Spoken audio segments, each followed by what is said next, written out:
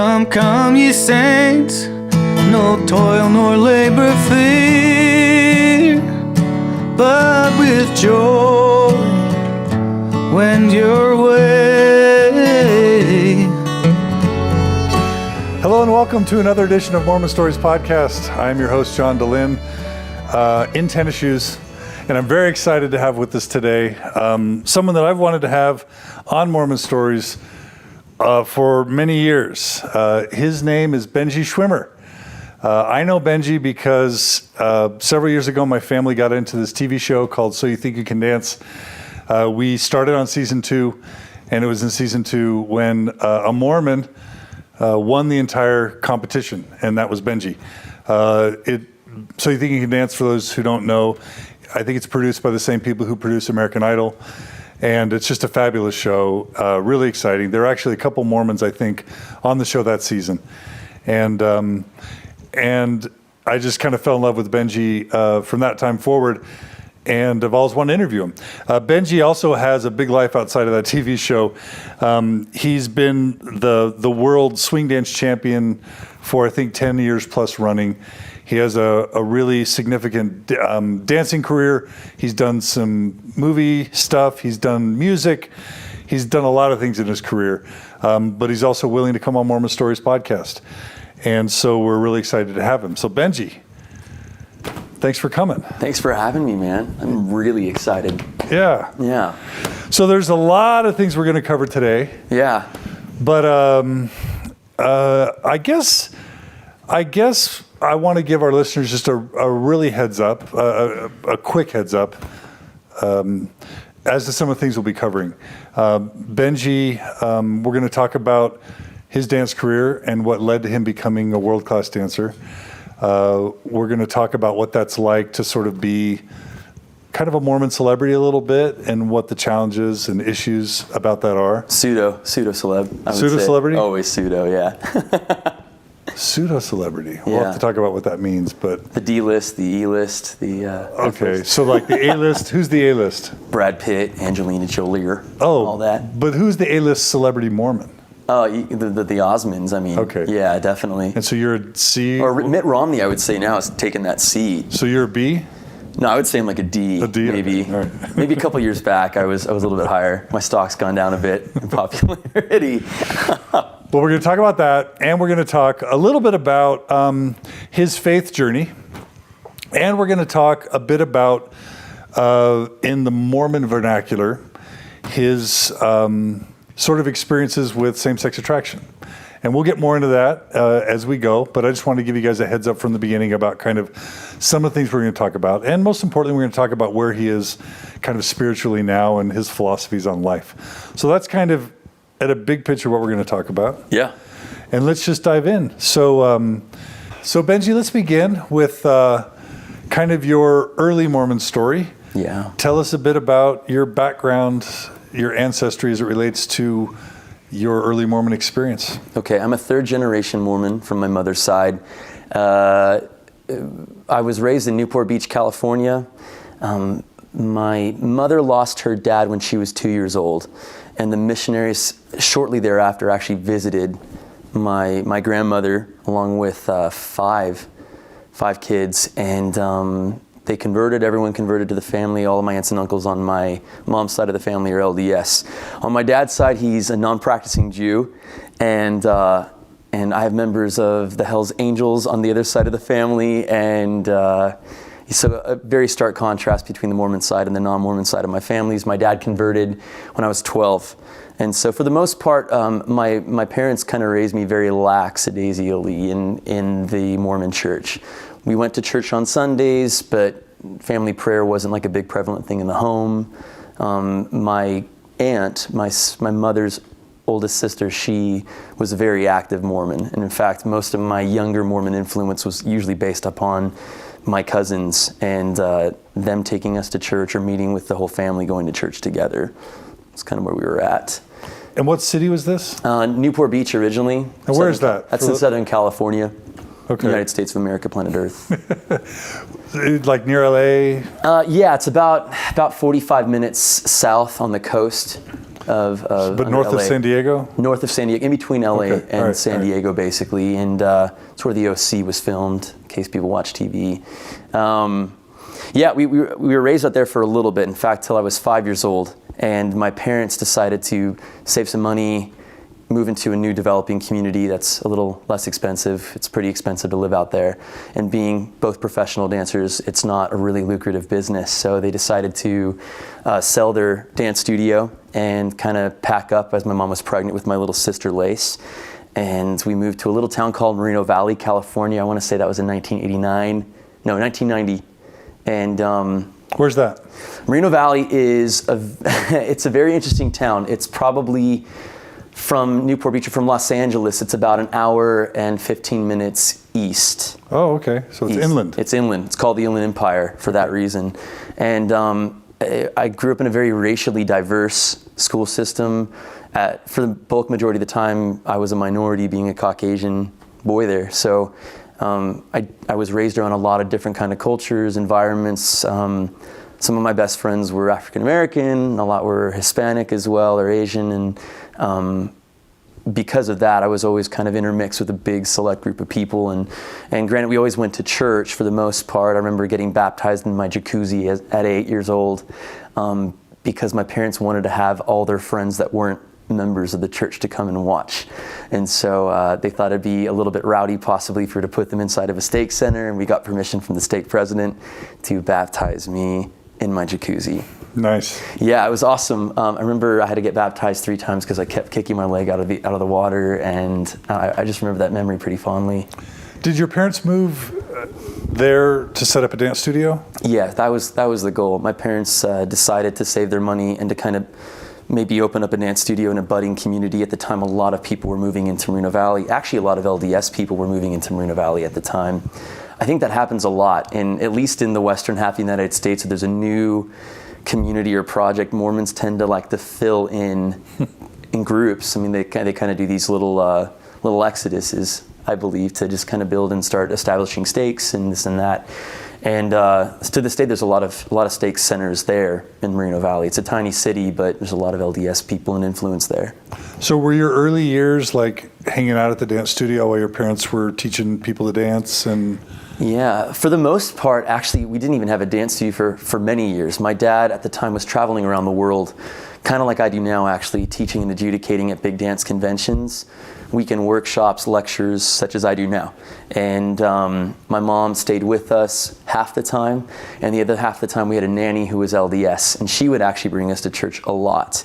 And her family was very active in the church. And so I know when we went to a ward within a week, my parents met her in our sacrament meeting, and they said, "Do you want to be a nanny?" And she's like, "Awesome, let's do it." She was 18, just graduated high school, and she took care of my sister and I quite a bit.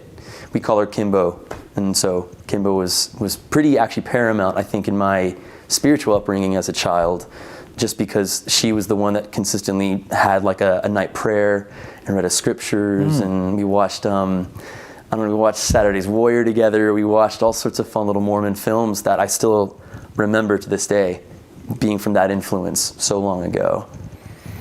So let's talk about the early dance stuff just really quickly. So, you know, I can think about like kids who are raised with dads who care about baseball or basketball or football, you know, like the Todd Marinovich, you're going to be a quarterback, and giving the kid this sort of football when he's in the crib and raising him to be a pro football player. Yeah, dude. Were you raised to be a dancer, and what was your life like in terms of dancing as a young kid? Dancing was pretty much everything that my family had. I mean, it's all that we did. There wasn't a moment where I wasn't probably in my room ripping clothes apart or stealing things from my mom and my dad and making like a ninja samurai warrior outfit to do a dance performance for my family.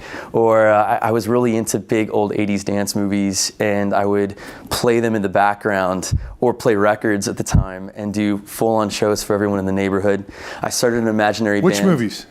Flashdance, Staying Alive. Dirty Dancing? I hated Dirty Dancing at the time, but I love it now. Cynthia Rhodes is the bomb. She's the blonde one. She's awesome. But Staying Alive, Dirty Dancing, Flashdance, a chorus line. Those are probably my 4 top Saturday Night ones. Fever. Yeah, I liked that one, but I was more into the 80s stuff. Okay, like all right. headbands, rhinestones, leg warmers. I was all about it. Okay, all right. But on the flip side too, I played soccer for 11 years, so it wasn't like I was just into the arts, but that was my focal point. That was what I did 24/7 for the most part. Were your parents like, some of us are raising kids, right? And we're thinking, how do we raise our kids? Were they like, you're going to dance? And you know what's funny is the biggest focus that my parents always gave me is they never stifled my creativity. If I said one day, and I was that kind of kid every week, I want to be a fireman. Let's do that. They would buy me a plastic fireman's hat, and I would love that for a day. My parents never force-fed me, you will become a dancer. Never. I never. They never once forced my sister or myself ever to dance. And it's something that I always wanted to do.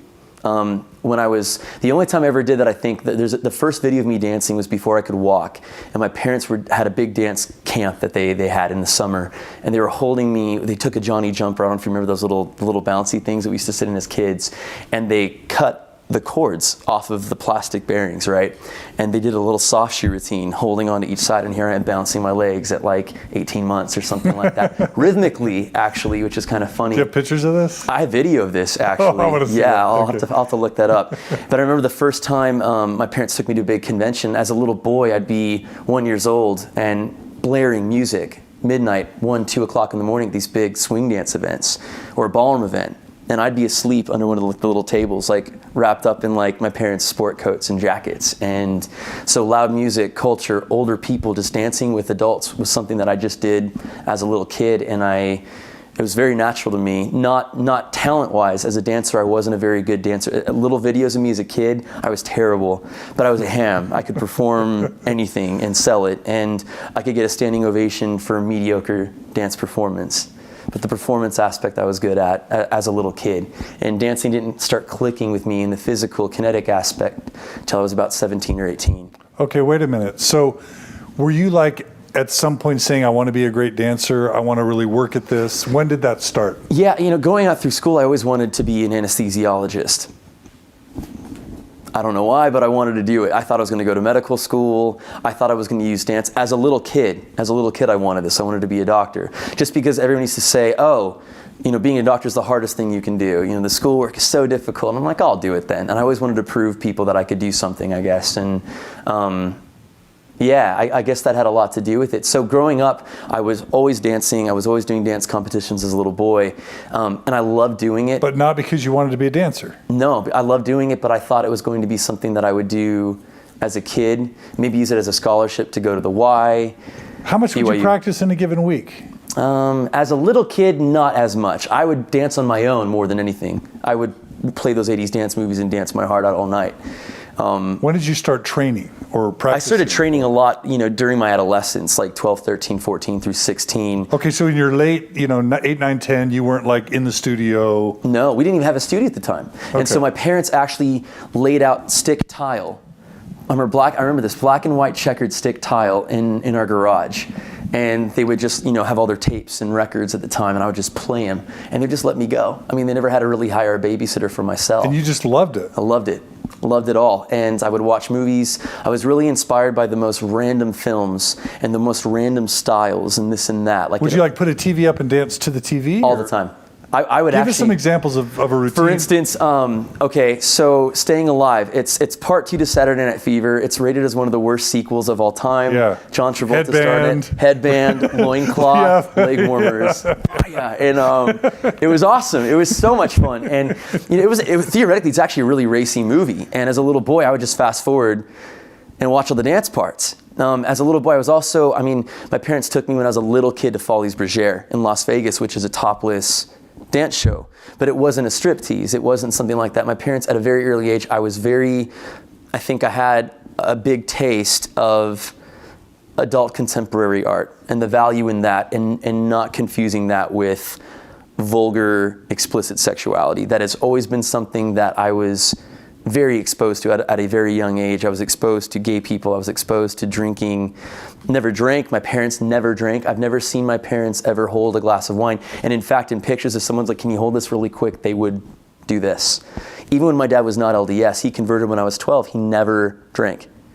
Never once did a drug, nothing. My parents were really cool about that, actually. Very, very word of wisdom in that moment. Anyways, I digress, but yeah, so John Travolta does this big performance at the very end where it's a battle between heaven and hell.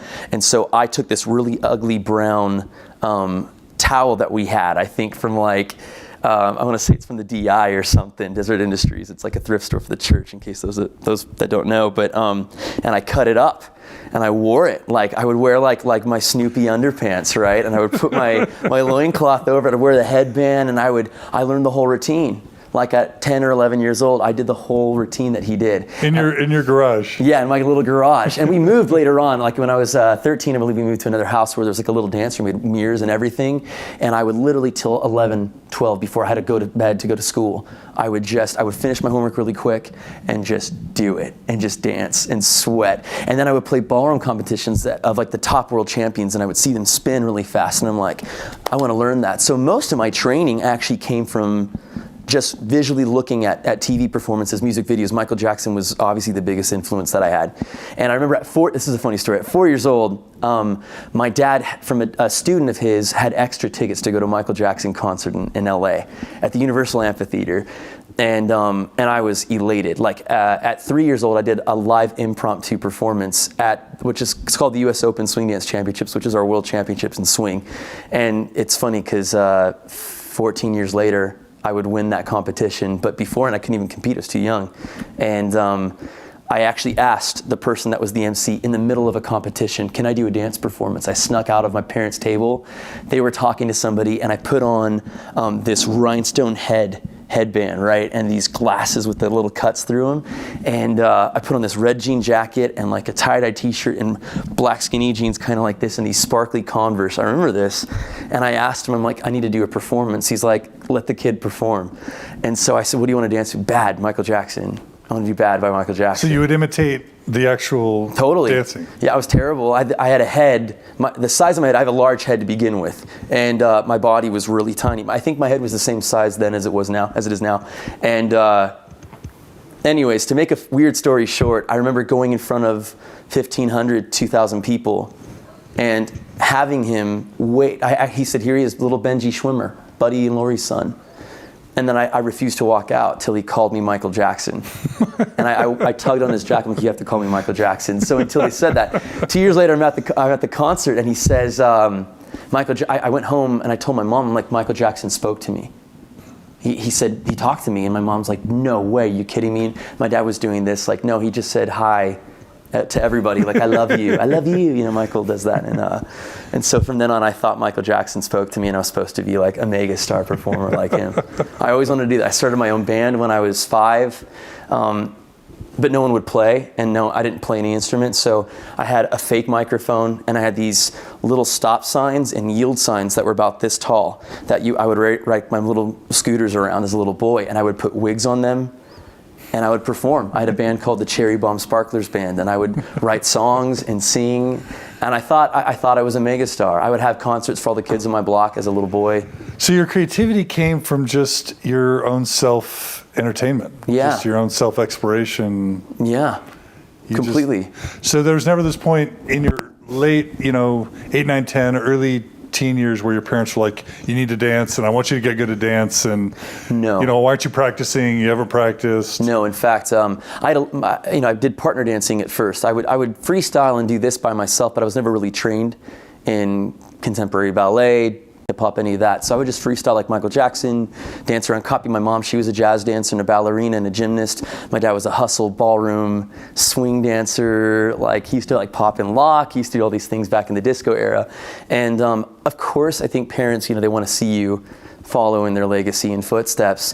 And more than anything, I had more pressure, I think, from other people, outside influences, saying, gosh, you need to stick with this, you're so adorable. Or, I love the audience. I didn't care to win competitions. I wasn't passionate. I'd never been competitive about beating other people. I think one time in all my life, I've actually walked into a competition saying, I want to beat this person. So what was the drive? The drive was that standing ovation, I think. Loving approval? Maybe loving approval. Or making people happy? What was it? I think more than anything, entertaining people. Whether it was in front of 5,000 people at 11 in Germany doing a family performance that we did, or in front of just 3 people, or even at church. I remember I was in junior high in woodshop class, and I hated my teacher. It was his last year before he was about to retire. He didn't like me because I was hyperactive and I was always dancing around, but I was always getting my work done. I was a straight A student up until the time I was in high school. And in fact, I was 2 years ahead. I graduated at 15 from high school. So it wasn't something that I neglected that side of work because I thought I was going to be a doctor. You know, I always said that in the back of my mind.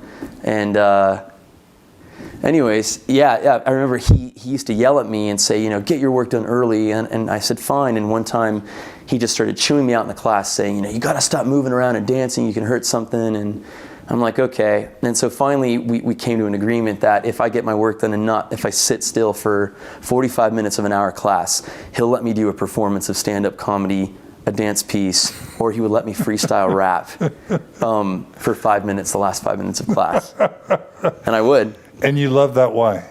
That was hysterical. You know, I was growing up, I was pretty popular to a good group of kids in elementary school. But at the time, in that era, being a dancer was not cool. And very early on, there were always a couple of weird, heinous comments. Obviously, there's a taboo and a stigma being a male dancer that you're gay, or that you're effeminate, or that you're girly. You want to be a girl. And it's funny because I never identified that way. Like I never identified me being effeminate or being, like I played sports. I played basketball with my buddies. You know, I had girlfriends, and it wasn't that for me at all. It wasn't my way to express myself or anything like that in any way, shape, or form.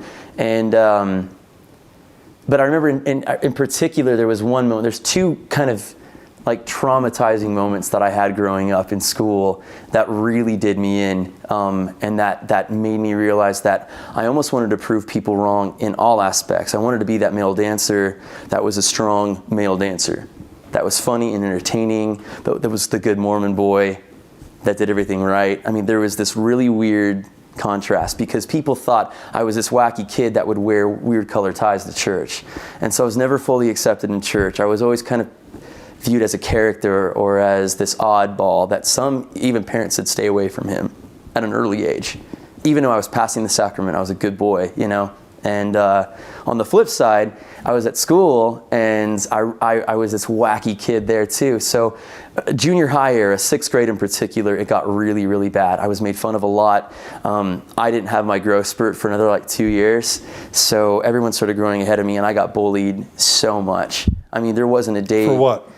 For being a dancer. And or so just kids being in school different. knew you were a dancer? Yeah, I mean, they totally knew I was a dancer. It's something I never hid. I was not that kid to be, and there's a lot of closet dancers, we say, that grew up. I mean, one of my closest friends, he's a great swing dancer, champion dancer, and he played volleyball and basketball in school, and he never once told a soul. It's different now with YouTube and with media, like you can't hide that. And then again, too, it's kind of cool to be a dancer now. It's actually really cool to be a dancer now. So, but at the time, it was considered gay and bad. And but I'm just trying to get a sense. You know, I have my kids, and I'm always thinking about their development, and I'm always wanting to encourage them to be excellent at something. And I hit roadblocks, right? Yeah. And I realize what I'm hearing you say is that your excellence hasn't come from parents pushing. It's more like they put you in an environment, they give you an example, they give you exposure and lots of nurturing. And then you define it. They gave me an open palette, and they gave me every color that I could paint with. That's what my parents did for me.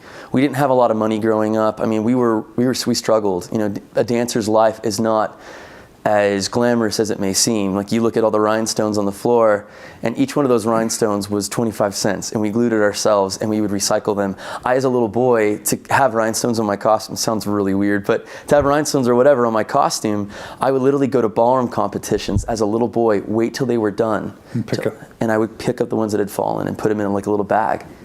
Yeah, I mean, they have a street value. You know, it's like crack cocaine. You know, like those things are pretty expensive. So in 6th grade, you're self-identifying as a dancer, but not because you want to become a a professional dancer because you want to become a doctor. Yeah. So why are you even self-identifying? You're dancing in your garage. That's what I did. You're not competing. I competed at the time. Okay, so you were competing by junior high. By 5 years old, I was competing. Okay, so you were competing the whole time. Yeah, and I would win money. You know, a fifth place check still gave you $50, and that was pretty cool. But you weren't training. Like formally training? I wasn't taking deep classes. What we would do, there would be maybe one swing dance. At the time, swing dancing was an adult person sport. It wasn't something that kids did.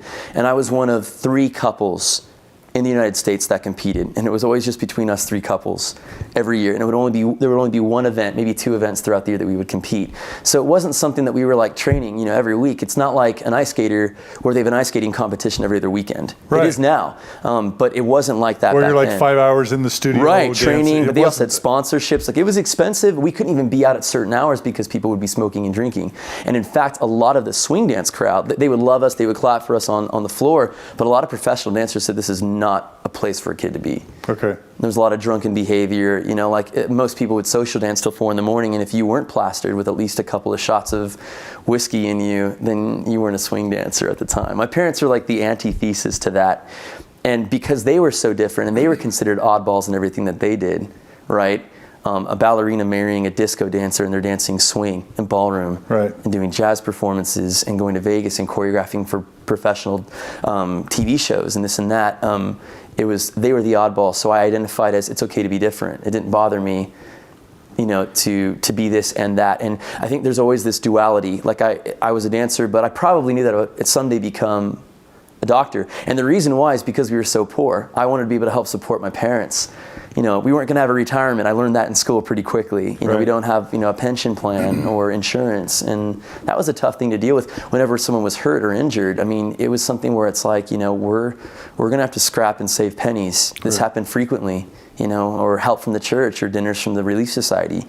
This happened quite a bit. My parent, I remember my dad got into a really bad car accident and his knees were busted. The steering wheel crushed both of his kneecaps. I mean, that's our bread and butter right there.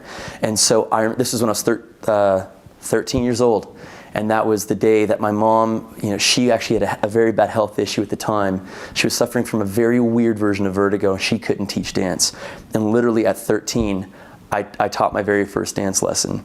And at 13 years old, that's when the bug started hitting me to kind of pursue this and to be a little bit more passionate about it. I would go to this bar called the Branding Iron in San Bernardino, California. My mom or a babysitter would drop me off, and I would teach all adults at a drunken cowboy bar till midnight. And get paid. But all that money went to the family. That went to food on the table. Okay. I didn't save up for anything. That was money to help my family out for a good 6 months. But because of that, when my dad healed during those 6 months, he wasn't working yet.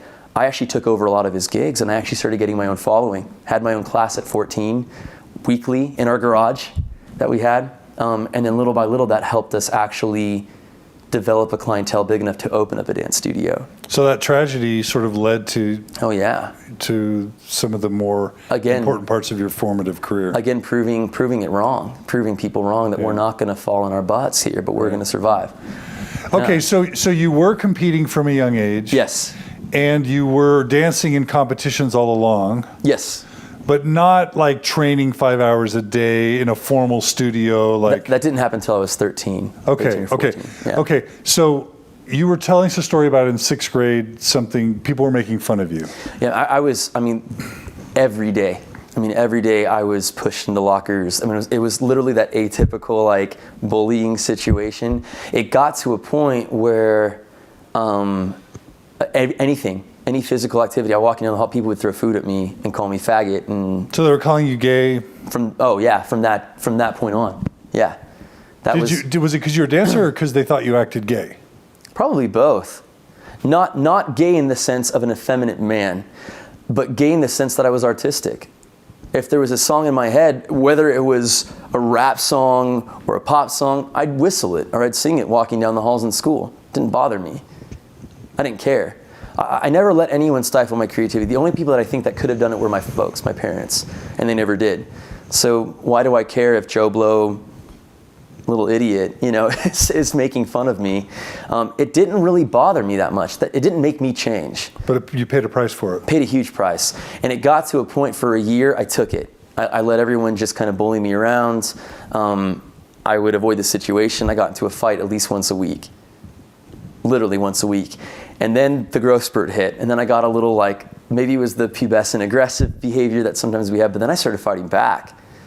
And so it went from less of like, you're a fag, you're gay, to the slurs of bullying about being gay, and it was more about just weirdo, more about being dancer kid and weird this and that. And so it died down a lot more because I would punch back. I got very quickly, I was very easy to verbally respond and put people down.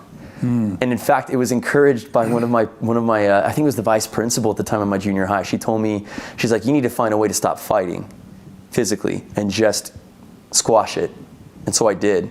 It's going to sound really weird, but I became a TA to avoid a lot of those conflicts. She let me be a TA for like 3 periods in junior high. A teaching assistant? Teaching assistant. Okay. So I would assist video production. So I started playing with cameras, and I actually started we had these like morning announcements that were played every morning live, and I would both press the record button and run around, read the announcements, press a video that I made the day before to entertain people, the credits, I would dub music, and I made a side business off of it, because if someone liked somebody, I would like charge them $5 on the side and like have them, and I would put all that money to like dance stuff. Like I would always consistently find weird ways to like take care of myself and survive. So always an entertainer. Always. So what did you think about homosexuality in 6th grade or 7th grade or 8th grade? Did you even think about it? How did you think about it yourself? I knew what gay was at 5. So before even that, I knew what gay was. And at the time, we had lots of gay friends. My parents had so many gay friends. I mean, dance community, come on, artists, there's a good chance that 90% of them, if they're men, are gay, especially if they're single. So, I knew gay people from the get-go, wasn't a big deal, but there was this weird duality with me, and this is a very traumatizing experience, but I think it's actually pretty poignant with the rest of the story. The day I was baptized, right, I had, at the time, I think when I was 5 years old, I remember I had a crush on my best friend. I'm not going to name his name because people would probably know who that is. When you were how old? 5. Okay. And guy. So I knew then that I was different in that sense, and I knew that a lot of the boys and girls didn't identify that way. But on the flip side too, I had girlfriends that I was infatuated with. So it was this both. To me, I just kind of liked people. I liked certain people for their candor, the way they dressed, or the way they played sports, the way that they colored on a coloring book. There was always something that I liked about people. It wasn't just this gender identifying thing as a child. And I think a lot of children are like that to begin with before adolescence kind of sets in. But I remember one time, my best friend at the time, we were in, ironically, the same jacuzzi that I got baptized in before I was baptized. And I remember his big sister was babysitting us at the time.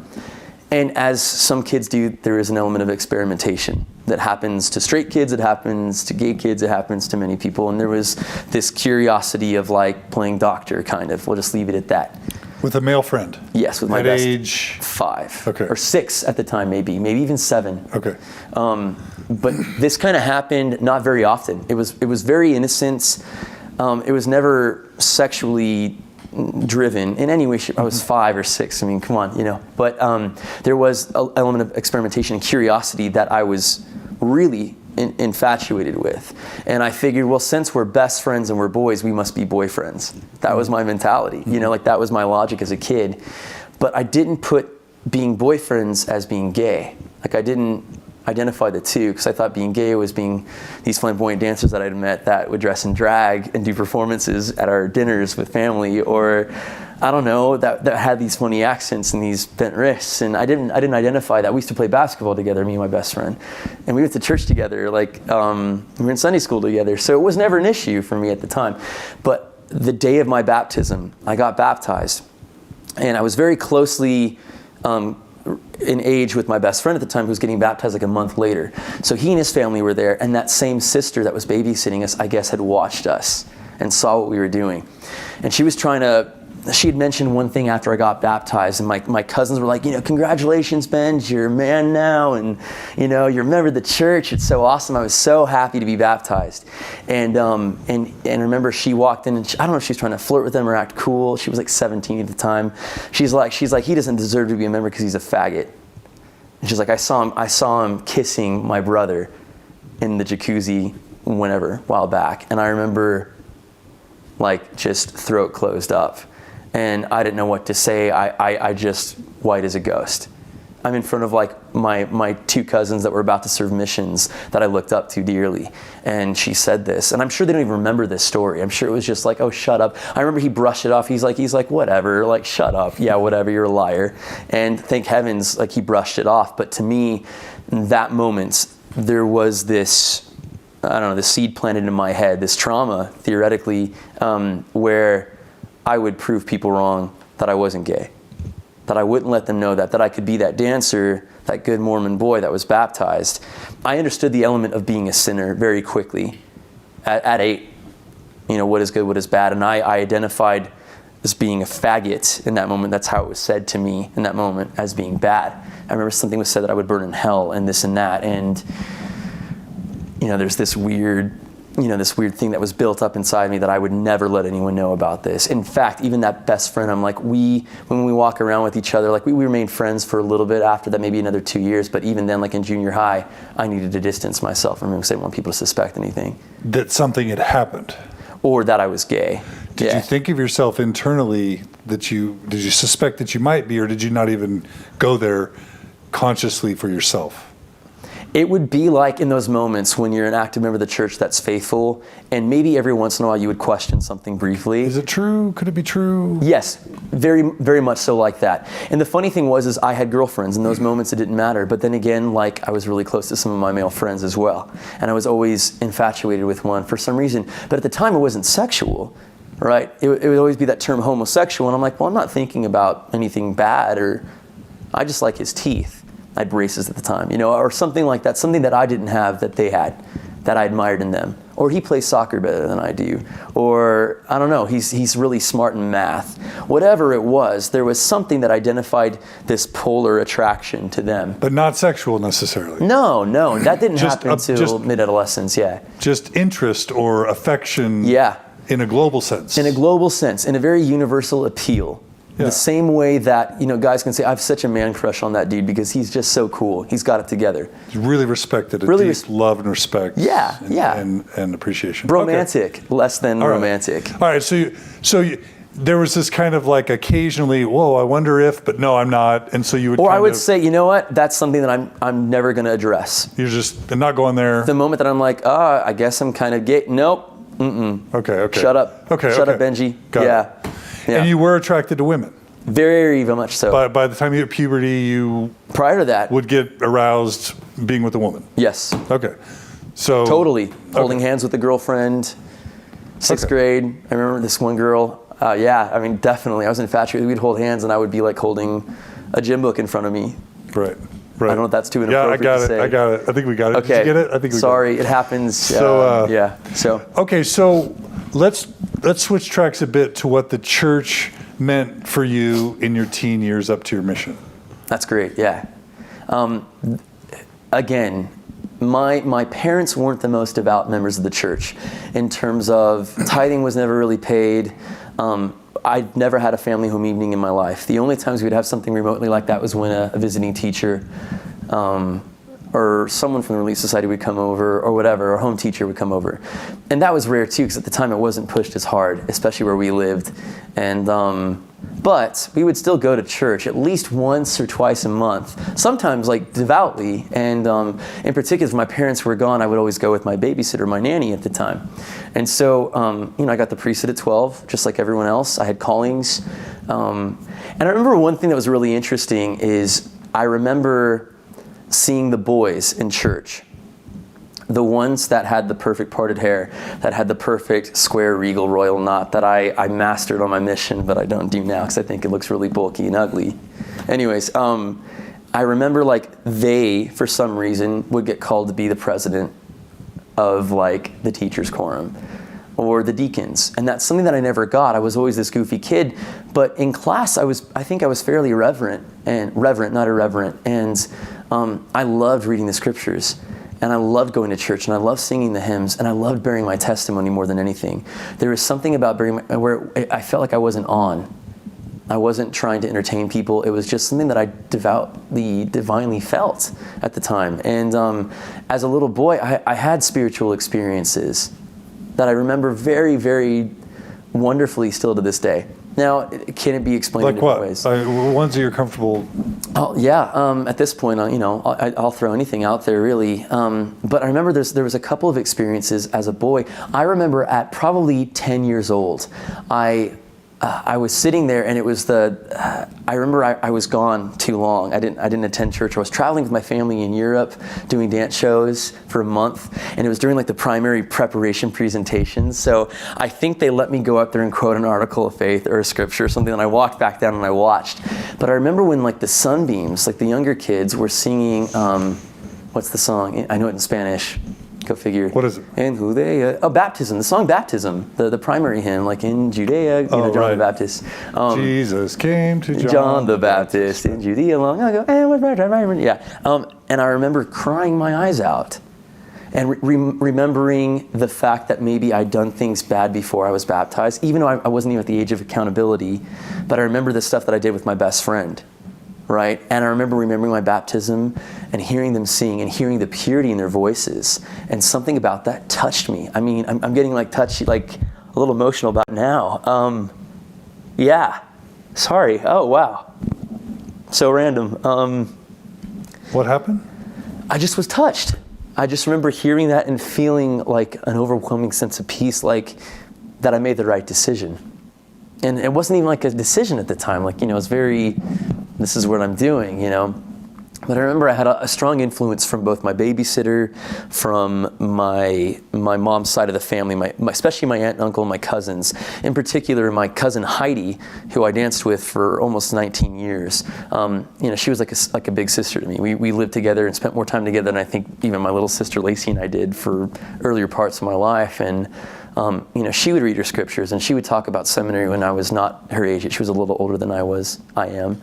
Although I shouldn't say that, she'd be killing me right now for saying it. But anyways, I remember being touched like that as a child. I remember going up and bearing my testimony and feeling peaceful about talking about, families can be together forever and loving that idea. And maybe it was because my family wasn't the perfect LDS cookie cutter family that I thought everyone else in that room was.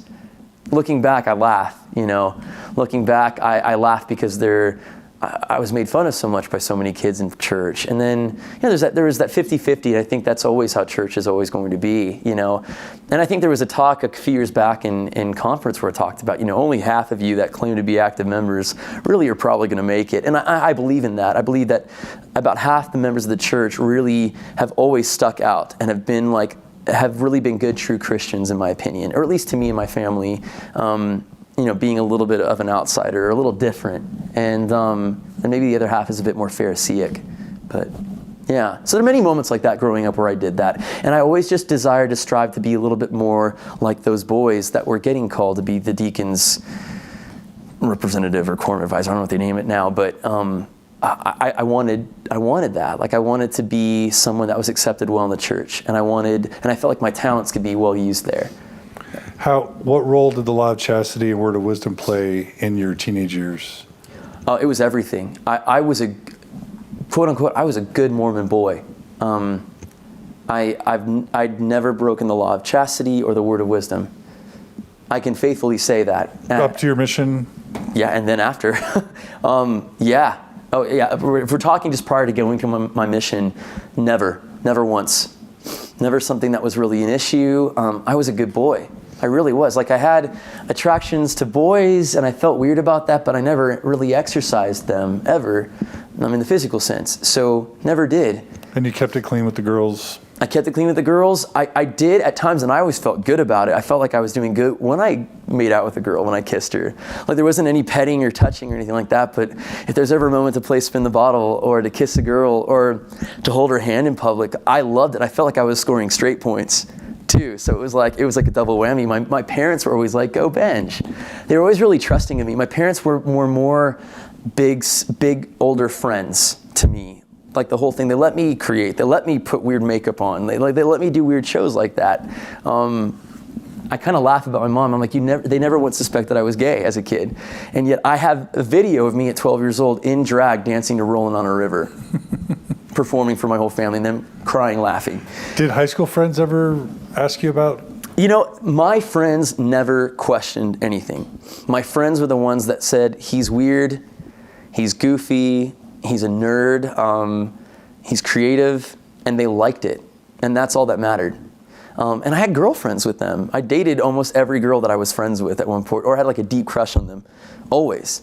And my guy friends would be like, yeah, he's a little weird, but I mean, 7th, 8th grade, 9th grade, middle of, high school, junior high era, a lot of my friends would step up and fight for me. I mean, they were good kids. And it was partially Mormon, but I was actually more with the born again Christian crowd. I wasn't really good friends, with the exception of a couple of girls. The Mormon boys I wasn't really friends with growing up in junior high. I think it's because I was different and they didn't like that. So I actually had more, they never made fun of me, but they just ignored me in school.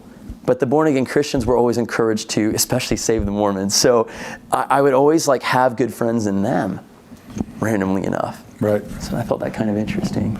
So talk about what the church meant to you up to your mission. So my parents, again, were never stifled the fact that I went to church. Like there were moments, I started trying to go to seminary, and that was really tough because sometimes, I would go to school throughout the day, eat dinner with the family, do homework, and then I would dance till midnight.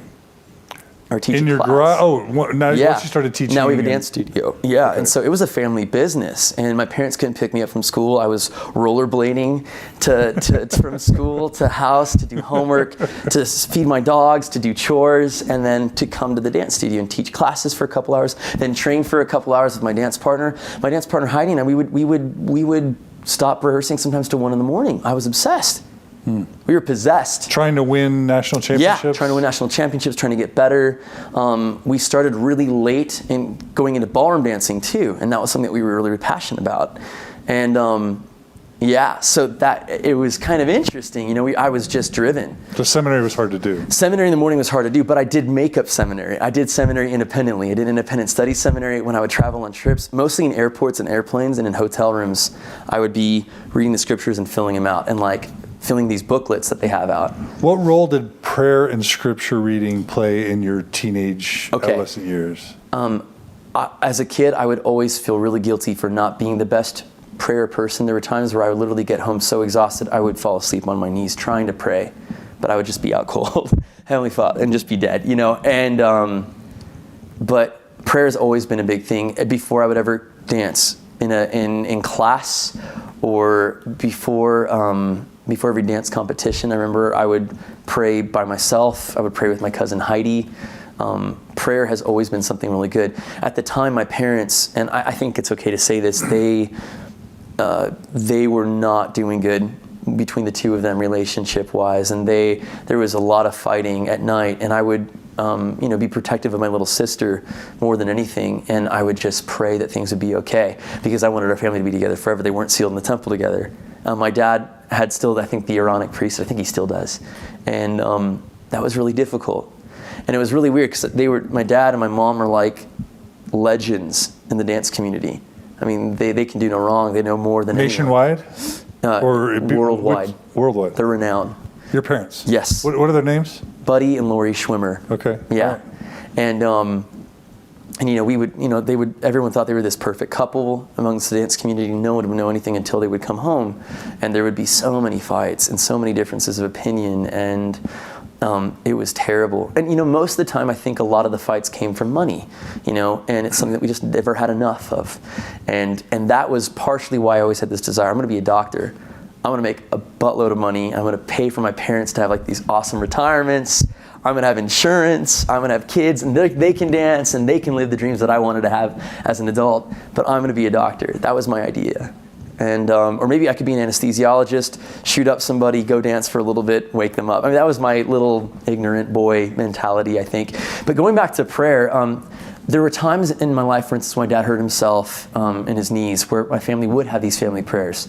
But they would be these epic prayers where we would sit down and we would all pray. Like it would be, my mom would pray, and then she would call out my name, and I would pray. And we would do these, which is something that's kind of unheard of for the most part, yet for some reason we all did it in moments of really deep trial, and where my family needed to stick together. And I remember those moments I would cry. What did that mean to you guys? I remember those moments as the most humbling moments for my family. You know, in a dance community, we were like, people call us the swing dynasty. You know, like, because my dad was this big swing dancer. My grandfather was a Harvest Moon Ball winner, which is before swing dance competitions. I mean, Fred Astaire used to compete in that competition. And so we had like a little legacy going on. Even if it made nothing material-wise, money-wise, we had this legacy in these communities. And yet going in home to a humble house in a little town, and I think a lot of the times my creativity stemmed from the fact we didn't have a lot of money, so my mom would take me thrift store hunting. All of my clothes were from thrift stores. And so I'm like, well, if I can't buy the new cool things, like I'm gonna make these weird, wacky, like disco outfits, I would wear like vintage Angel Flight, like bell bottoms, or dress like an 80s dancer. Not like full on rhinestones or anything, but I would dress wacky and goofy. And I thought I was like the Jim Carrey of my junior high and high school half the time, really. And prayer, it was a humbling thing. For our family. And I remember those moments as the most spiritual moments of my family, where we really did rely on the divine to get us out of these tough times. And we always did. You know, there would always be that silver lining, or that miracle that would happen somehow, where all of a sudden my dad got a phone call a couple of days later, can you come to Europe and teach a couple lectures? Just like they say in church, right? Wow. Just like in sacrament meeting. Yeah, I mean, trial by faith, prayer, James 1:5. Like, it always happened for us. What was your relationship with Heavenly Father? Did you feel like you had one? What did he mean? I had a very, I think for a boy my age, looking back and talking to their kids, or asking friends now that are adults, and comparing and contrasting, I believe my relationship with Heavenly Father was really strong. I mean, super strong. To the point that I would feel promptings, and I would feel answers to prayers, and I would feel guilt when I would do bad things, and I thought that was the Spirit telling me that things are wrong, like that you need to do that better, Benj. Or I constantly felt those things. I always felt like I was never good enough, always. For him?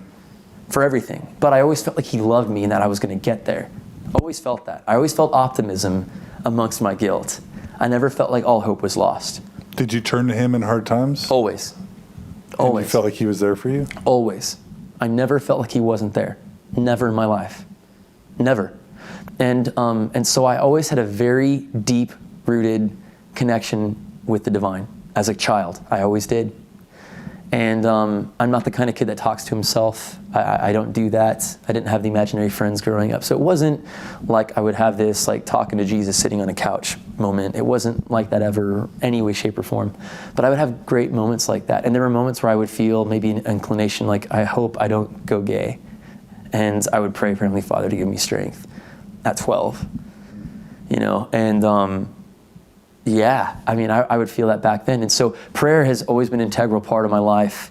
Even though I felt guilty that I felt like I should have done it more, but I always did it. Looking back, I was a pretty good prayer. And I think I always had very well-versed prayers. I was very open and honest in my prayers, always, amongst my family or within myself, always. What about scriptures? Scriptures, I loved them. With my attention span growing up, it was very difficult to do it. It wasn't until I had a really awesome spiritual experience that I decided to take Gordon B. Hinckley's challenge to read the Book of Mormon in 1 year, and I did it. What age? I was 16. And we had this thing, this is a really cool experience, and this actually changed my life. It's what made me decide to go on a mission. I always wanted to go on a mission, I think, for the wrong reasons, to prove people wrong. At one point, a lot of my cousins, people in church would always say, you know, you're either one, it was always you're too talented of a dancer, you shouldn't go on a mission. Lord has given you great talents, use them, don't deny them. You can't dance on a mission. I'm thinking, I'm going to prove you wrong, I'm going to go on a mission just to make you crazy. I would do that. I would think that in my head all the time. Or a lot of people said, you know, you're too out of the box to be a good Mormon missionary. You shouldn't represent Jesus Christ the way that you act and behave. And I wasn't foul. I wasn't like that in any way, shape, or form. It was just that I'm different. I was loud. I sang. I was boisterous. I would dance down the halls. You know, I would play with the kids. And but we did this thing called Mission for a Day. And at the time, we just moved to a new city called Redlands, California, and which is where I live now, actually. And Redlands is a different kind of community. There's a Mormon temple there now built. What's it near? It's Is it east of LA? in between. It's east of LA, south of LA, north of San Diego. Okay. So, California. Yep. LA, San Diego, Redlands, Got it. somewhere in that crust. And so we moved to Redlands because Moreno Valley at the time started getting to be a little crime infested, and it's a really expensive town. It's this old school vibe, and everyone's fed with a silver spoon. A lot of rich people live there. I mean, really wealthy people live there. And I'm like, why are we moving to this place? You know, I don't mind living in Moreno Valley where we do okay for ourselves theoretically, but my parents wanted to open a nice dance studio with paying clients, and they wanted to actually open up a really good place. And so we decided to finally move. We found a great deal through a student of ours that kind of basically gave us his house for next to nothing because he liked us in trade for dance lessons for life. So thank you, you know, and we had a cool house, and I went to this school, and instead of being made fun of for being a dancer and weird, people actually were okay with it. The arts are really supportive in the city, but I was actually brutally made fun of for being poor. Really bad. Luckily, I only went to school for 6 months. I was 15, sophomore year of high school, and I finished. I was already 2 years ahead, and I just took an independent study thing for a couple of months to finish off all the credits, and You graduated high school at 15? Yeah, 15 and a half. Wow. Yeah. And there was a missionary thing. Yes. So because of that, I had a lot more time to actually go to seminary, go to school, go to church, and I hated my ward though. The first day of my ward, I actually got into a fist fight. Whoa. With a boy that made fun of me because my church clothes were shabby. Oh, wow. And he had like the bow tie. He was like, my dad's a lawyer. I'm going to be a lawyer. One of those things. And I'm like, well, I'm going to be an anesthesiologist. I'm going to overdose you the next time you come into my operating table. But anyways, so ironically, he and I became really, really close friends. I'm going to have dinner with him sometime this week. And we became missionary companions of all things too, which is kind of funny. Wow. Yeah. But anyway, so I was invited to go to this Mission for a Day thing, and at the time, there was a tempting moment that I had. We discovered the internet, and I found this place. There was a website where you could chat with other gay teens, and I thought that was really interesting, you know. And I thought, well, I don't have any friends in this new city, right? No one at church, definitely no one at church. I need to find friends, and it was almost like this. Does anyone like me out there? Why gay teens? So by 15, you were wondering. I was definitely wondering. Like, I would like girls, but I definitely like guys in the back of my mind. And it was slowly taking over the balance ratio of like 80% girls, 20% boys, pushing it aside to, ooh, we're tipping the scale a little bit now. And but again, I was completely ignorant of it. Like, I would go on a gay chat site, right? But I wouldn't identify myself as gay. Because, you know, they would ask, what are you? Questioning, curious. Oh, curious. That's it. I'm not gay. But you would say that, yeah, and you were thinking. Believe that. Okay. I thought I was going to get married in the temple, but okay. Just chatting with people, and there was a boy that I'd met who was my age. He lived 25 minutes away from me, and we actually decided that we were going to go meet, and I was going to take a bus. And I've never lied to my parents at the time, but I was going to lie to them and say I'm going to a church activity. And ironically, there was this thing called Mission for a Day. Right? And the Mission for a Day experience was you actually get a real missionary companion. You go to this fake MTC for a day, you meet the real mission president, he teaches you yada, yada, yada. It's really cool, actually. They give you a really cheesy plastic name tag. I loved it. I thought it was really cool. All my cousins had just gotten back from their missions, and I actually liked the idea of going on a mission. And but then that night, right, well, the next day was the day I was going to go meet this boy. So I figured, Dad, can you drop me off, but I'll get a ride there the second day, right? And that was like my master plan. And so I'd saved up some money from teaching lessons at my dance studio. I was going to buy this bus ticket and meet him there. And this kid's mother was really supportive. She was going to pick us up then and take us on a dinner date at like 15 or 16. LDS kid? No. Okay. I think he was Jewish. Okay. I don't remember. I don't know. She was supportive of him being gay? Totally. He was totally out. He worked for like a GLBTQ community center, volunteer. I think he was my age 16. And I thought he was super cute at the time. You know, it was kind of weird. But yeah, we were going to do it. And so I was going to go on this Mission for a Day thing that night. And then the next day do this gay date. Rendezvous. Yeah, so weird. So I ended up, that night, I was really excited about it. I'm like, I'm going to play this role. I'm going to go to mission for a day. And at the very end, there was this invitation by the mission president. And he's like, there is someone in this room. You know those really powerful talks that you get? MTC, it has it all the time. There is someone in this room that's not worthy to be here. And it was really powerful to me. And I thought, that's obviously me. And every boy in that room probably felt it going through puberty at the time. It's true, right? We have laughing in the room right now. It's awesome. And I ended up feeling really impacted by that, obviously. Guilt was a big factor, obviously, in all of our lives growing up. And Did he like ask you to stand up or raise your hand or what? No.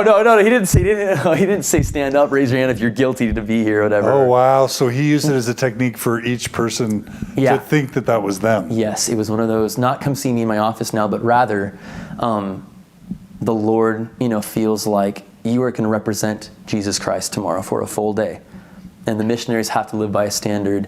So for a full day, you need to live by that standard. But tonight, you need to repent and ask the Lord if you're worthy to serve a day mission. And it was like profound for me, right? And so I had this weird thing. And I'm like, okay, that night I get home to my room and I decided to prayer again. And I'm kneeling I'm on my knees kneeling and I'm praying in my little room. And I remember asking Heavenly Father, what do I do? I feel really pulled right now. I feel like no one accepts me at church, being different. I've never done anything bad since my baptism. I'm a good boy, I love thee. I love the church. I love going to church. But I also really feel this awesome connection. And my parents, we would talk on the phone, this boy and I. They're like, oh, it's your friend Eric from school. I'm like, yeah.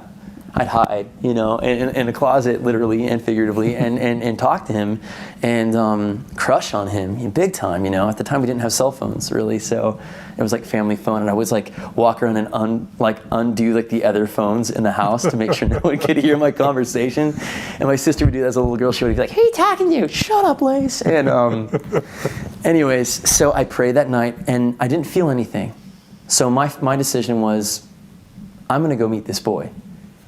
Bus ticket in hand, and I remember that night I had this dream, right? I'm not going to go Lehigh. Well, actually, I'm going to go kind of Lehigh on people right now. But I had a major dream, and but I haven't ever had a spiritual dream before. It's not something that I've ever had very often. I would have random dreams. I would sleepwalk sometimes, but I never had like a dream that ever made sense. My dream is this: I literally am in my bed, my body like floats up and looks at it like I'm out of body, And I remember all of a sudden, like scene 2, I'm in this white, bright place and there's a big golden gate in front of me. And I don't see faces, but I just see a long line of people. And they all had different kind of glowing energies around. This is going to sound really trippy. I promise I'm not that crazy, but I do need to explain this because it did influence me.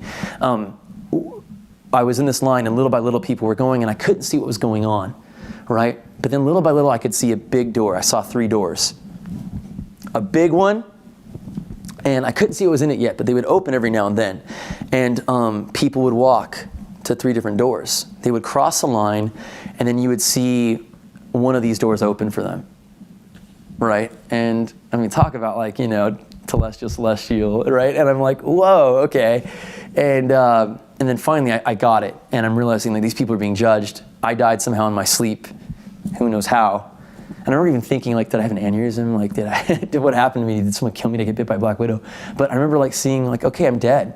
Like, this stinks, man. Like, wow, But maybe the Lord killed me before I could make a mistake. So maybe that's a good thing. And so I'm now at the point, like, I'm being dragged, like my body's flying towards this line of judgment. And then I could see all 3 doors, and I could see what was behind them. And the big door to my left, I remember this, it was like a giant movie theater.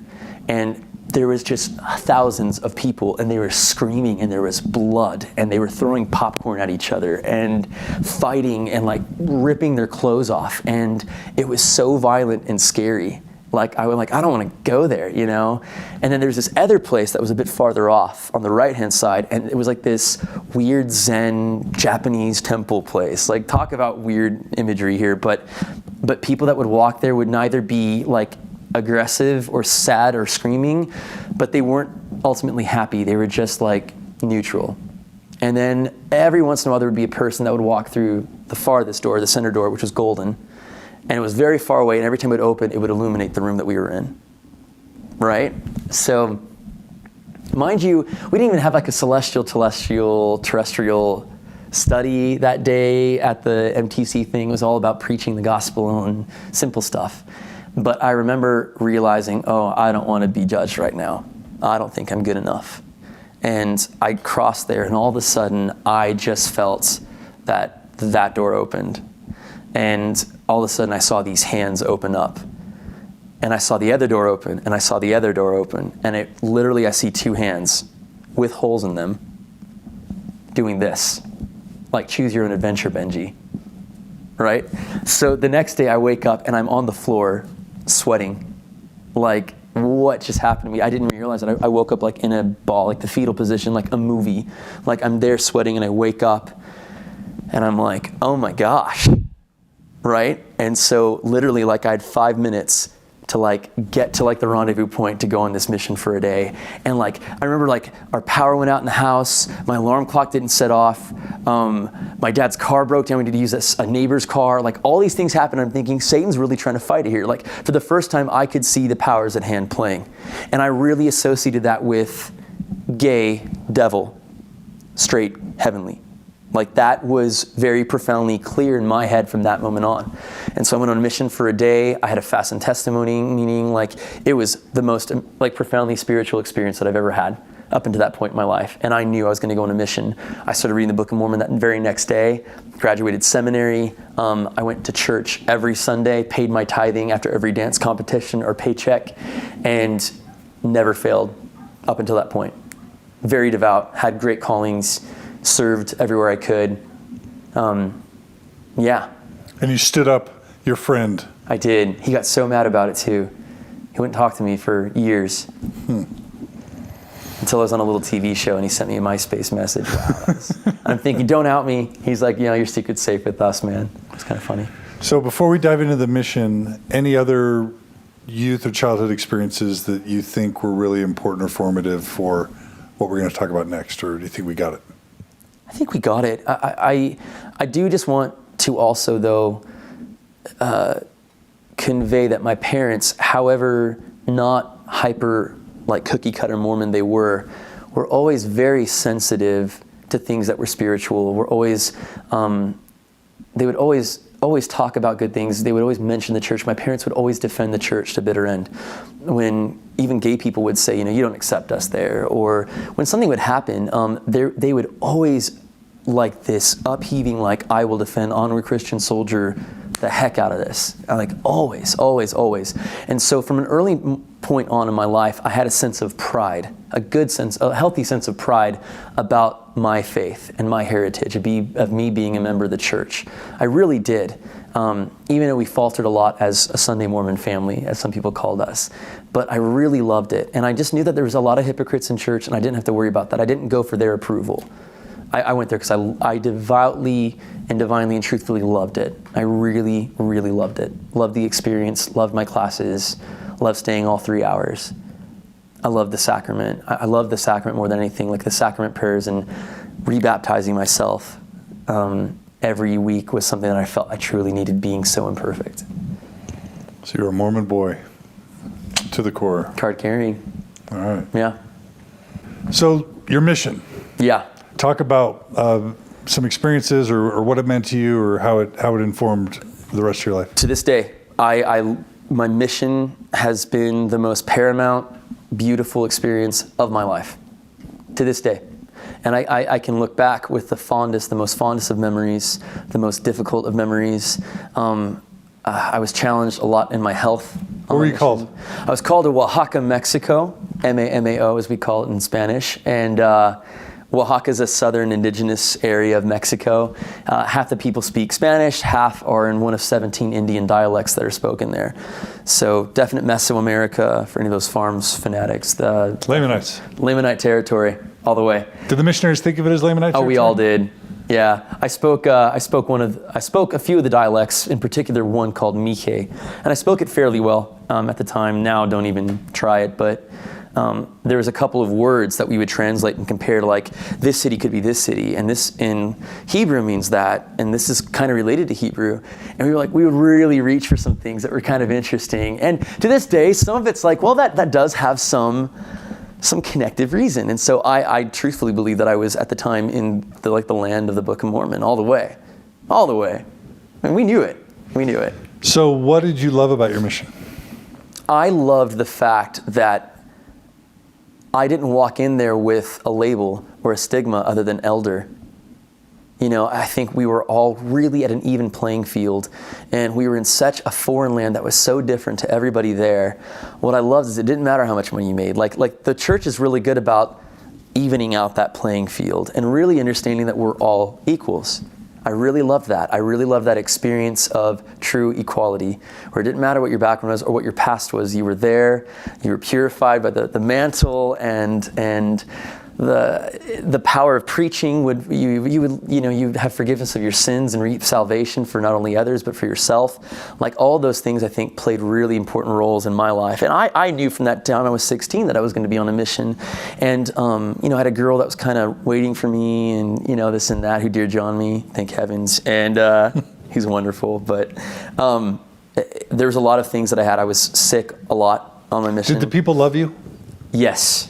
And did you love being a missionary? I loved it. Were you like obedient and hardworking? Obedient. Talk about that. Super obedient, super hardworking. I was like a white handbook, like pro at it. And I was so obedient. The part of my hair was perfect every day. To this day, like, I shake my hair and it just goes that way. Like, I have to fight a part every now and then. Sometimes just let it happen. But to make a long story short, to make a long 2 years short, I love the people, and I learned more from that group of humble people than I think they ever learned anything from me. Did they take to your personality, to your showmanship? They loved it. They loved the color. They loved the fact. Oaxaca is a very colorful place. That's where the Day of the Dead was created. So you see, like, all those crazy painted skulls, and they're so poor, and they would take care of the missionaries. Like, we were like, even if you weren't LDS, people loved us. And in particular, one city, like, we even had like these gang members give us protection if we ever got beat up by drunk people. And we used to get beat up all the time. Like, we used to get rocks thrown at us, and a lot of cantinas, a lot of bars there, a lot of depression. So that does happen. But I loved every minute, even every punch that I got from somebody, every door slammed. I mean, it was wonderful. Did your mission president like you? My mission president and I, like, when I met him, he met me. I didn't speak any Spanish. He didn't speak any English, right? He was a native. And Presidente, he, like, for some reason in that interview, like, I spoke great Spanish. I understood every word that he said. And even, like, I remember he giving me the gist. He's like, we're going to send you to a really bad spot, but it's only because the Lord has a lot of faith in you. And I always felt like that was really cool. If he said that to everyone, maybe it was a motivating thing. I don't know. But I loved it. And I was always happy to wake up in the morning, get ready, sing the hymns, have devotional. I loved it, probably because I didn't have that structure in my family life. We never had the family home evenings, and I would love to get the families together and have activities at the church. And membership was really falling bad, and retention was terrible back then in that era, in that time, at least in that area. It was really bad for our mission, and we were one of the least successful Mexico missions, so it wasn't like we were baptizing hordes of people and just, What would you average a month? Well, me or what my mission did, because I was a pretty darn good missionary. I don't honestly remember. I can name all the people probably still that I did, because they always say you have to remember their names, not the numbers. So I still to this day will hold my mission honor code and not say the amount of numbers, but the mission would only maybe baptize 80 a month, whereas like the 3 missions around us were baptizing 300. Okay. So it was pretty bad. It was also a very religiously diverse place. But I was a fairly successful, like, my mission president called me El Bautizador, the baptizer. Mm-hmm. So I did pretty good in that. I was a pretty successful elder. Almost all, with the exception of a couple of, like, mean-spirited elders that didn't even want to be there. Everyone loved me, and I loved everyone. So you felt accepted? Completely. So that was different. Wacky as I was. Yeah, my mission president thought, this kid's a little crazy. He used to say, he's like, Elder, you're crazy, but I love it. Just because of your energy and passion and creativity. Yeah, he's like, as long as you're worthy, These are the characteristics that God gave you to serve his kingdom.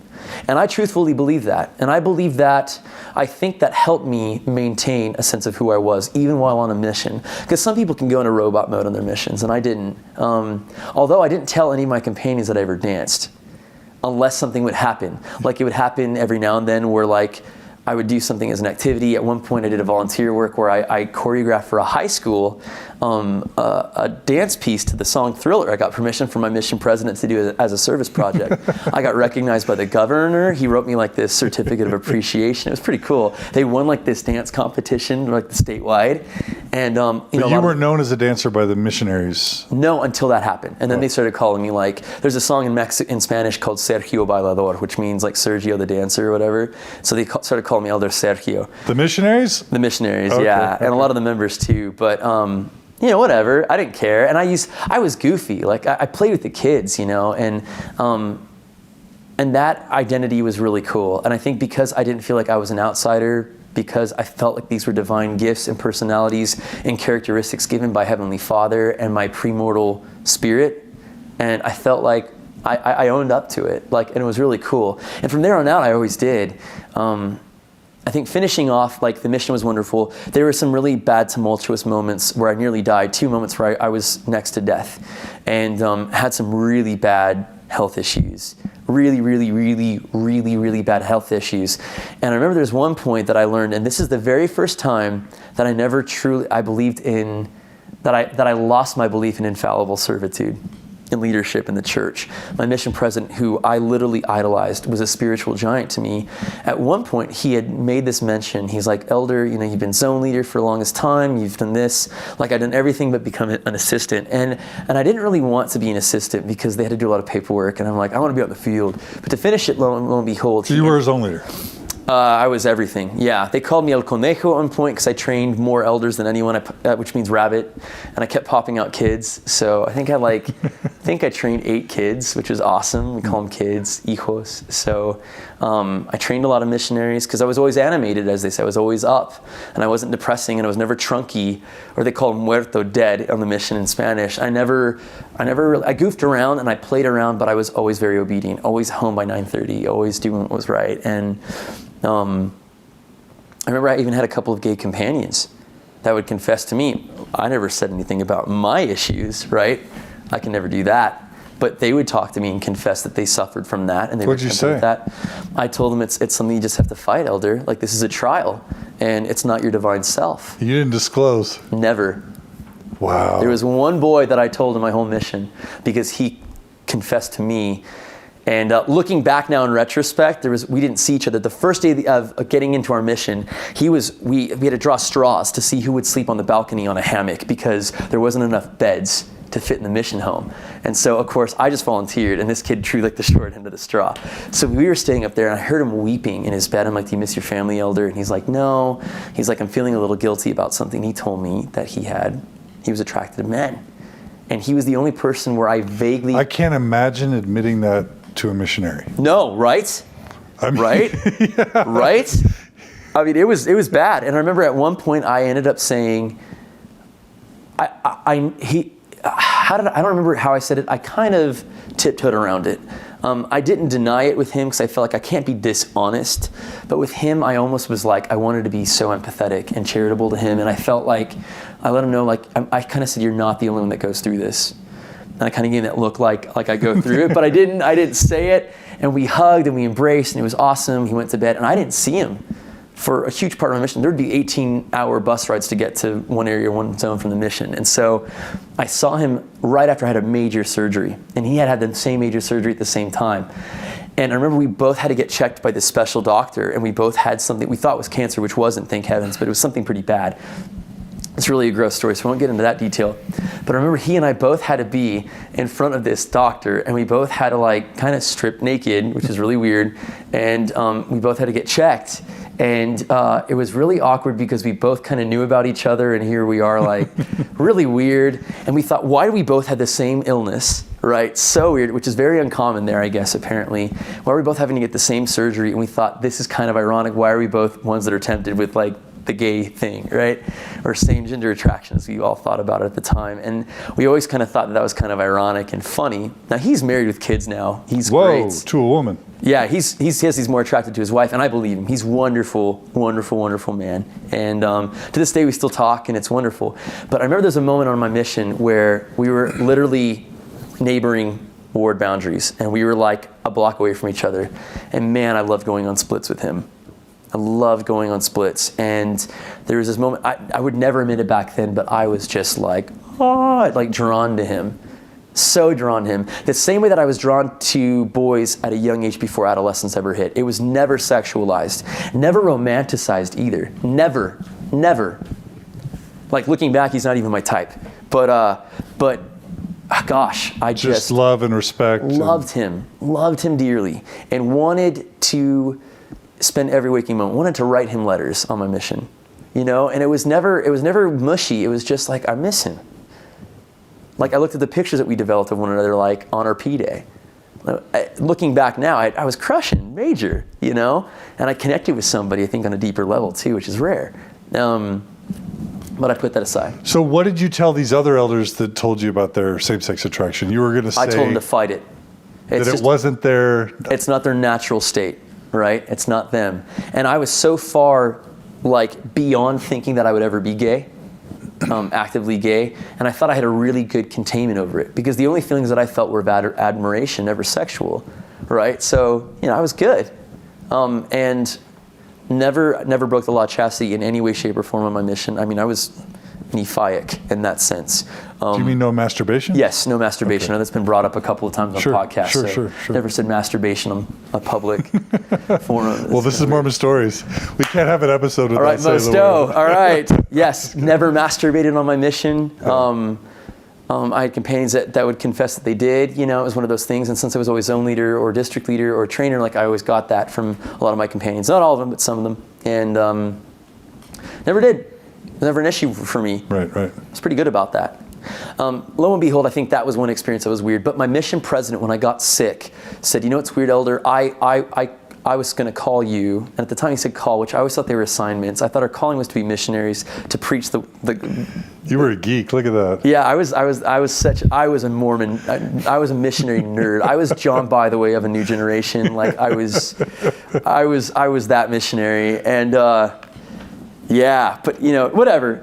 But he even said, I was going to call you to be my assistant. He alluded to that in an interview. He asked me the first question when I found out I was sick and I had to get a surgery. He said, "What did you do?" That's what he said. So he equated my being sick to unworthiness, and never trusted me again on my mission. Treated me like garbage. Whoa. And I never did anything wrong in that sense. We're all imperfect people, but I never did anything that would merit that treatment. And it really hurt, because this is one of the first spiritual giants that I really connected with. He connected me. I would write these long, elaborate letters to him, he to me, about doctrinal discussions and this and that.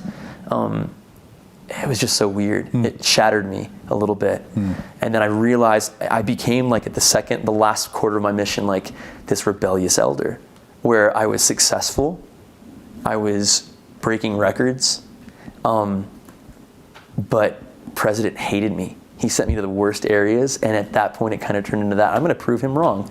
And it was one of those moments where I learned deeply that our leaders are not perfect.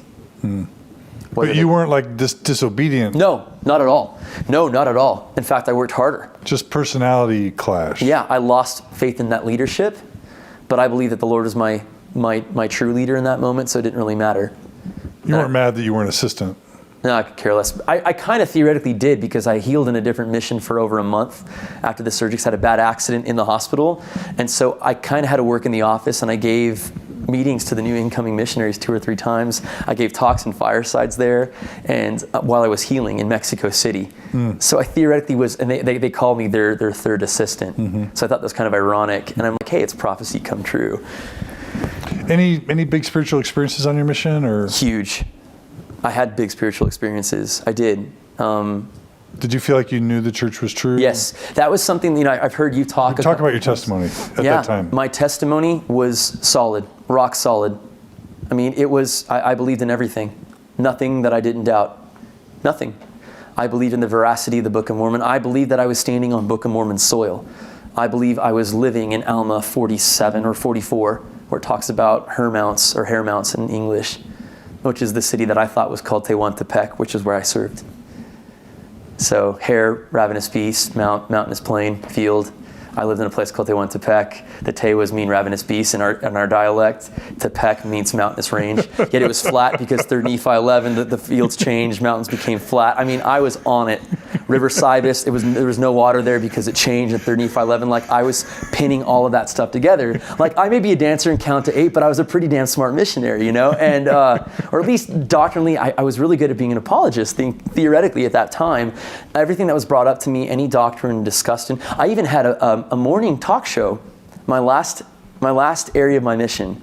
The bishop at the time did this morning talk show, and he let me weekly have a discussion with me, a Pentecostal leader, and a Catholic, the leader of the Catholic Seminary Institute. Seminary, like teaching the priests there, the future priests and deacons and whatnot, and even nuns and monks in all of southern Mexico. And we would have a doctrinal discussion. Wow. Once a week.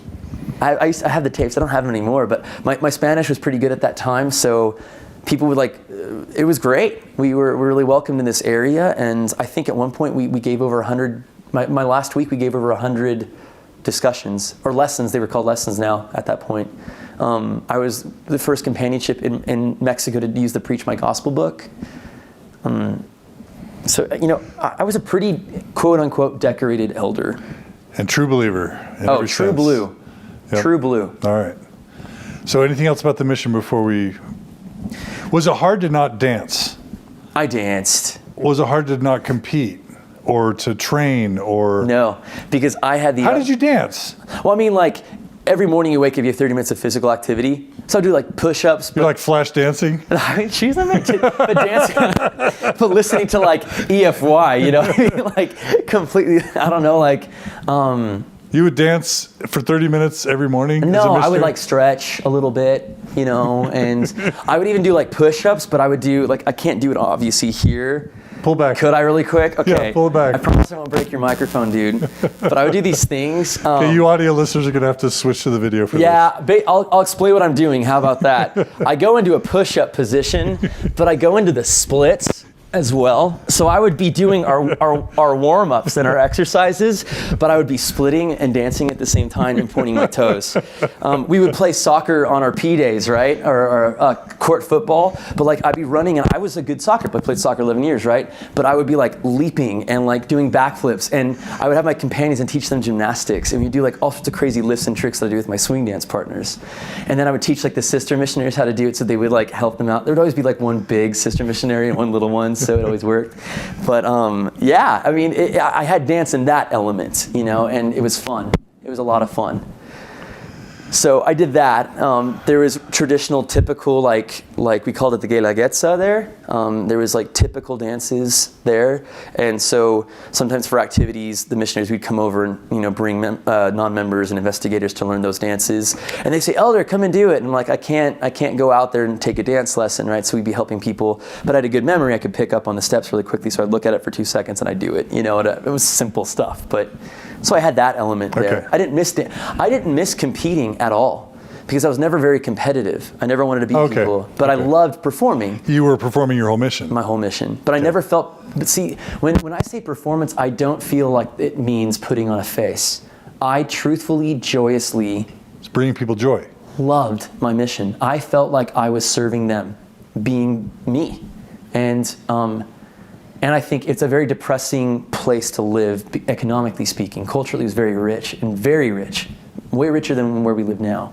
But I felt like maybe just to brighten somebody's day, you know, to put a smile on someone's face that doesn't have any teeth because they can't afford dental work, like that kind of thing. And more than anything, my mission, even now, working with the people and serving them, was still to this day the most amazing experience. And I think I gained a stronger testimony of the church and a knowledge of the doctrine and the gospel more than anything. I think I even said this on my homecoming talk. I learned what charity was, and I learned about love and what we really need in life. and what we really don't need in life. I slept in hammocks and lived in mud huts and ate iguana and bugs. It was like total Hakuna Matata status, and for 2 years. And I nearly died a couple times, and I didn't care. The people had nothing, and they would take care of me before I even had a chance to succor their needs. And I love them so much. I think it inspired me to realize there's so much more to life than a dance competition. There's so much more to life than anything. Because loving one another and being nice to people, and half the friends that I made weren't even members, never accepted the gospel. Pretty strong Catholic regimen down there. But I loved them nonetheless, and I remember their faces, and I remember how their hands felt when we, shook their hands. And gosh, so awesome. Such a great experience. The best. So, yeah. Didn't want to come home? Didn't. No, not at all. Didn't want to come home? No, in fact, I extended my mission as far as my visa would allow me. Because I was sick for a time, I actually got permission from the government to do it. So I stayed a little longer, which my parents hated. They wanted me home. I think also, maybe subconsciously, and I looking back at it now, that might have been something, but it wasn't the active intention or thought. My parents, the day that I went on my mission, they had promised that they would get their acts together, go full out in the church, and by the time I would get home, within a week, we'd be sealed as a family. And that's something I looked very forward to. Maybe in the back of my mind, I was hoping that in the event that I turned out to be gay or something, that they could save me. I always remember those talks about Joseph saying, even if Emma went to hell, I'd be worthy enough or big enough to go down there, snatch her, and bring her to the celestial kingdom with me. And, I thought that. I thought about that when a child wanders. I read that book, and I thought about that sometimes too, or for my other friends as well. And so there was at one point I got the letters of family pictures stopped coming, and I knew something was wrong. And I was my parents didn't want to say anything because they wanted to let me focus on the mission, which was great, but I worried about them, and I knew that things were bad. And the only time I got to hear about this was the day me and my mission president got in that discussion where he lost all faith in me and thought I was a heathen, and I'm on my mission. I just had that accident at the hospital, and I'm sitting here, and I found out I was kind of Dear John at the time, that same day. And the world went to poop completely, utterly. And I had 6 families with their goal to be baptized that week, and they all dropped because I wasn't there, and it was bad. It was a bad day. And you found out about And I found out through my sister that my parents were separated. Dad was living elsewhere. They haven't gone to church in over a year. And you knew that when you got home there would be no sealing. Yeah, and I felt like, okay, I need to work even that harder now because I need to reap the benefits. I won't even take the blessings for myself. I'll fend for myself, but I will work harder. I want my parents to be okay and sealed. That was one of the goals. I'm going to come back just this beacon of spirituality and power and get my folks to shapen up.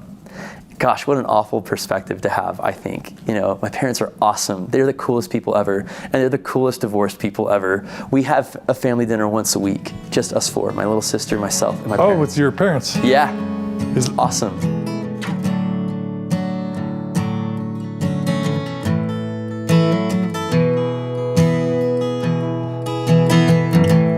Come, ye saints, no toil nor labor fear, but with joy wend your way. Though hard to you this journey may appear, grace shall be as your day. 'Tis better far for us to strive our useless cares from us to drive to the sand joy. Your hearts will swell